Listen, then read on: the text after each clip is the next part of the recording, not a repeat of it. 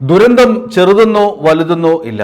അതിൽ എത്ര പേർ കൊല്ലപ്പെട്ടുവെന്നോ അല്ലെങ്കിൽ എത്ര പേർക്ക് പരിക്കേറ്റു എന്നോ ഇല്ല. മരിച്ചത് ഒരാളാണെങ്കിലും ദുരന്തം ദുരന്തം തന്നെയാണ്.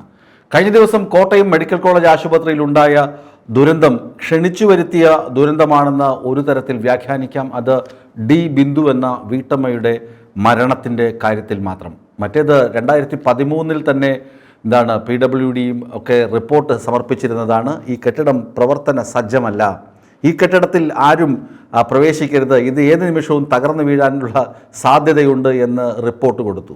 എന്നിട്ട് രണ്ട് സർക്കാരുകളും ഒന്നും ചെയ്തില്ല. ഇപ്പോൾ രണ്ടാം പിണറായി സർക്കാർ കെട്ടിടം പൂർത്തിയാക്കിയിട്ടുവെങ്കിലും അതിലേക്ക് ആളുകളെ കുടിയിരുത്തിയിട്ടില്ല, രോഗികളെയും കൂട്ടിരിപ്പുകാരെയും അങ്ങോട്ട് പ്രവേശിപ്പിച്ചിട്ടില്ല.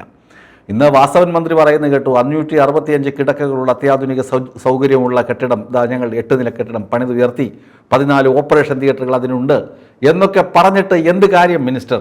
ഒരു കാര്യവുമില്ല. ദുരന്തം സംഭവിച്ചു കഴിഞ്ഞു. ഞാൻ പറഞ്ഞു വരുന്നത് ആ ദുരന്തത്തിൻ്റെ വ്യാപ്തിയെക്കുറിച്ചോ അതിലപ്പുറം നവനീത് നവമി എന്ന 2 ആളുകളെക്കുറിച്ചാണ്. 2 വിദ്യാർത്ഥികൾ. ഒരു നവമി ഇപ്പോൾ നഴ്സിംഗ് വിദ്യാർത്ഥിനിയാണ്. നവമിക്ക് അസുഖമായി, നവമിയുടെ സർജറിയുമായി ബന്ധപ്പെട്ടാണ് വിശ്രുതനും ഭാര്യ ഡി ബിന്ദുവും മകൾക്കൊപ്പം ആശുപത്രിയിലെത്തുന്നത്.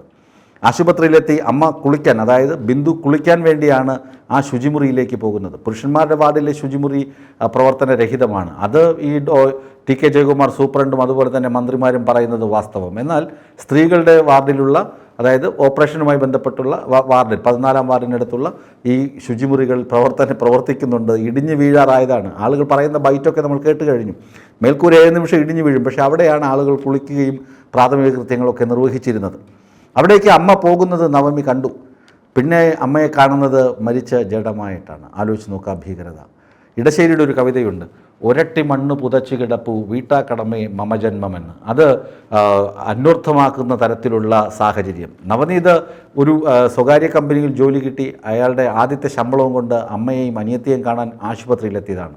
അമ്മയെ കാണുന്നത് മണ്ണ് പുതച്ച് കിടക്കുന്ന അമ്മയെയാണ്. ആലോചിച്ച് നോക്കുക ആ മകൻ്റെ മനസ്സിലുള്ള തീക്ഷ്ണമായ വേദന. ഒരിക്കലും ആശ്വസിപ്പിക്കാൻ കഴിയില്ല. അപ്പോഴാണ് ആളുകളിങ്ങനെ ഉരുണ്ടുവരണ്ട് സർക്കാരും അതുപോലെ മന്ത്രിമാരും പ്രതിപക്ഷവുമൊക്കെ ഈ മരണം വെച്ച് വിലപേശുന്നത്. അത് വളരെ അതിനേക്കാൾ സംഭവിച്ച ദുരന്തത്തെക്കാൾ വലിയ ദുരന്തമാണ് ഈ രാഷ്ട്രീയ പാർട്ടികൾ കാട്ടിക്കൂട്ടുന്ന ദുരന്തമെന്ന് പറയാതിരിക്കാൻ നിവർത്തിയില്ല. കോട്ടയം മെഡിക്കൽ കോളേജ് ആശുപത്രിയിൽ 2013 തന്നെ ഈ കെട്ടിടം പ്രവർത്തന യോഗ്യമല്ല, പ്രവർത്തിക്കാൻ പറ്റുകയില്ല, ഇത് അബാൻഡൻ ചെയ്യണം, ഇത് മാറ്റിയിട്ട് പുതിയ കെട്ടിടം വേണം എന്ന് റിപ്പോർട്ട് സമർപ്പിച്ചിരുന്നു. അത് പൂർത്തിയായി എന്ന് പറയുന്നതല്ലാതെ, അതായത് ഏകദേശം 500-ലധികം 565 കോടി രൂപ 526 കോടി രൂപ ചെലവഴിച്ചിട്ടാണ് പുതിയ കെട്ടിടം പണിതത്. എന്ത് ഫലം? ഇങ്ങനെ ഒരു ദുരന്തത്തിന് കാരണമാകുന്നതുവരെയും പുതിയ കെട്ടിടം ഉപയോഗിച്ചില്ല എന്ന് പറയുന്നത് ആരുടെ വീഴ്ചയാണ്? ആരാണ് ഇതിന് ഉത്തരവാദി? അതാണ് ഞാൻ പറഞ്ഞത്, ക്ഷണിച്ചു വരുത്തിയ ദുരന്തമെന്ന്.